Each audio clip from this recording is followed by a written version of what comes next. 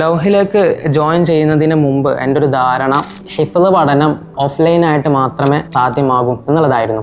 ഞാൻ ഏകദേശം ലൗഹിൽ 1.5 വർഷത്തോളമായി ജോയിൻ ചെയ്തിട്ട് പാർട്ട് ടൈം ആയിട്ട് പഠിപ്പിക്കുക എന്നുള്ളൊരു ലക്ഷ്യത്തിലാണ് ലൗഹിലേക്ക് ജോയിൻ ചെയ്യുന്നത്. പിന്നീട് സ്റ്റുഡൻസിൻ്റെ ഭാഗത്തു നിന്നുണ്ടായ ആ ഒരു പഠന മുന്നേറ്റങ്ങൾ, ഓരോ ജുസുകൾ കഴിയുമ്പോൾ, അതേപോലെ പാരൻസിൻ്റെ ഭാഗത്തു നിന്നുണ്ടാവുന്ന ഒരു സപ്പോർട്ട്, അതൊക്കെ വല്ലാതെ എന്നെ ഭയങ്കര എക്സൈറ്റഡ് ആക്കി. ഇപ്പം ലൗഹിൽ എനിക്ക് നിലവിൽ 3 സ്റ്റുഡൻസ് ആണുള്ളത്. മുഹമ്മദ് സെൻഹാർ ലൗഹിൽ എനിക്ക് ആദ്യമായിട്ട് വന്ന സ്റ്റുഡൻ്റ് ആണ്. മാഷാ അല്ലാഹ് ഇപ്പം 15ഓളം ജുസ് കംപ്ലീറ്റ് ചെയ്തിട്ടുണ്ട് ആൾ. എനിക്ക് സ്റ്റുഡൻസ് ആയിട്ട് ലഭിച്ച ആ ഒരു സമയത്ത് വലിയൊരു കോൺഫിഡൻസ് ഉണ്ടായിരുന്നില്ല. പിന്നീട് 5 ജുസ് കംപ്ലീറ്റ് ചെയ്തു, അൽഹംദുലില്ലാഹ്. പിന്നീട് 15 ജുസായി. ഇപ്പം ഇൻഷാ അല്ലാഹ് നിലവിൽ പ്ലാനിങ് അടുത്ത റമദാനേക്ക് ഹിഫ്ള് ഫിനിഷിംഗ് പോയിന്റിൽ എത്തിക്കുക എന്നുള്ളൊരു ലക്ഷ്യത്തിലാണ്. പിന്നെ അടുത്തത് മഹജബിന് മുമ്പ് വേറൊരു ഉസ്താദിൻ്റെ അടുത്തായിരുന്നു. അടുത്ത കാലത്താണ് എൻ്റെ അണ്ടറിലേക്ക് വരുന്നത്.